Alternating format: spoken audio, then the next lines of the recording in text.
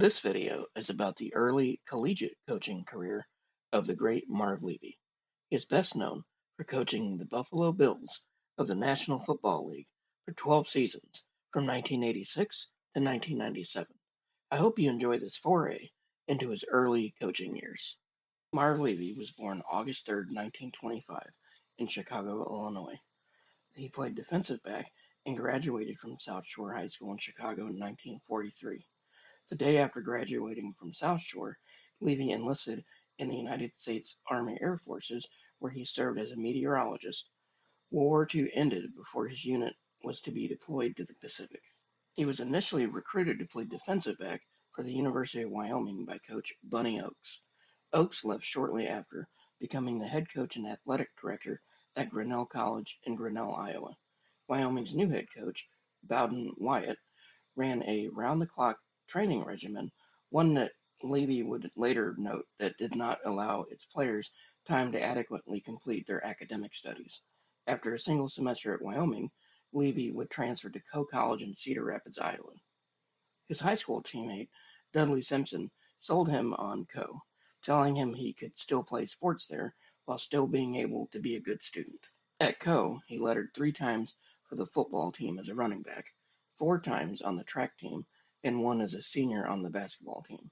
He left Coe in 1950, enrolling in Harvard School of Law, intending to be a lawyer, but kept thinking about Coe and the coaching offer that his coach, Dick Clawson, had made him.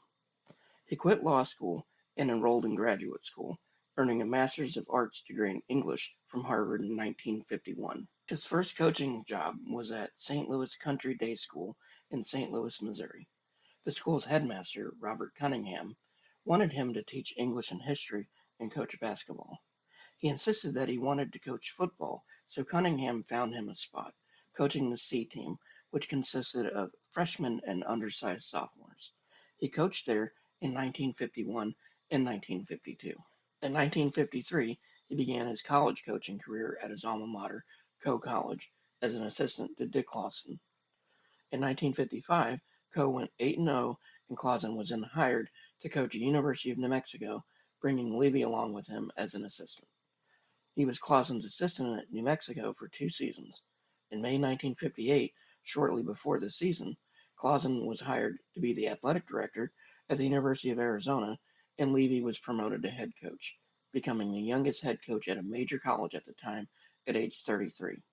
He was named Skyline Coach of the Year in 1958 after guiding the Lobos to a 7-3 record. The next season, they again went 7-3.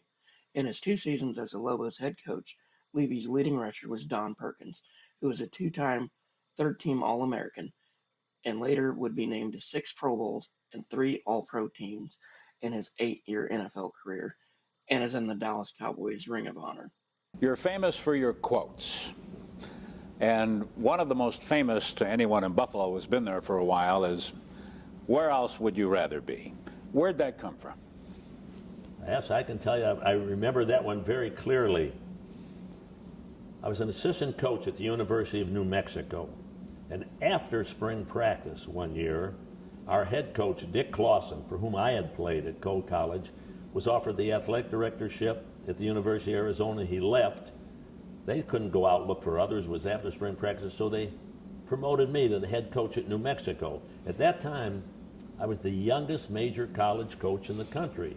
40 years later, I tied George Halas for being the oldest coach in the history of the NFL. But here we are, opening day, my first game in Albuquerque, New Mexico. The beautiful Sandia Mountains in the background, the band playing a fight song, pretty cheerleaders going through their routine. Players gather around you for those words that they never listen to before the kickoff of every game. And so a sentiment inside of me, I just blurted it out. Where else would you rather be than right here, right now? And that's what I said before the kickoff of every game I ever coached after that. That's why I named the book that. That's maybe why it's become well known. In February 1960, after guiding the Lobos to a 14-6 record in his 2 seasons as head coach, Levy was hired to be the head coach of the University of California. One of the first assistants he hired for his staff was Bill Walsh, who was coaching high school in Fremont, California at the time. In an interview, Levy is quoted as saying he was recommended Walsh by the San Jose State coach at the time, who I believe would have been Bob Tichenor, who ironically Dick Clausen replaced at New Mexico in 1956. Tichenor had a 5-year NFL playing career, including being on the inaugural 49ers squad in 1946.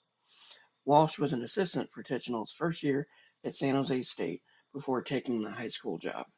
He coached Cal for 4 years. He was let go after going 4-5-1 in 1963. His starting quarterback for the 1962 and 1963 seasons was Craig Morton, who would be a first-round pick of the Dallas Cowboys in 1965. In 1964, he was hired to be the head coach at William and Mary in Williamsburg, Virginia. It is the second oldest institution of higher learning in the United States, having opened in 1693 under a royal charter issued by King William III and Queen Mary II. The oldest is Harvard, which opened in 1636, which Coach Levy received a Master's of Arts from. He coached William and Mary from 1964 to 1968 and won Southern Conference Coach of the Year twice in his 5 seasons there. Their game at Virginia Tech in 1965 was the very first game played at Lane Stadium in Blacksburg, Virginia, a game they would lose 9-7. They would finish the 1965 season 6-4, the school's first winning season in 12 years. He left after the 1968 season, taking his first professional job as a kicking teams coach for the Philadelphia Eagles. He was replaced at William and Mary by future college football Hall of Fame coach Lou Holtz, who had been an assistant there from 1961 to 1963. I think his NFL career speaks for itself and wanted to focus this video on his college coaching career, which I think was also very fascinating, and I hope you found it as interesting as I did.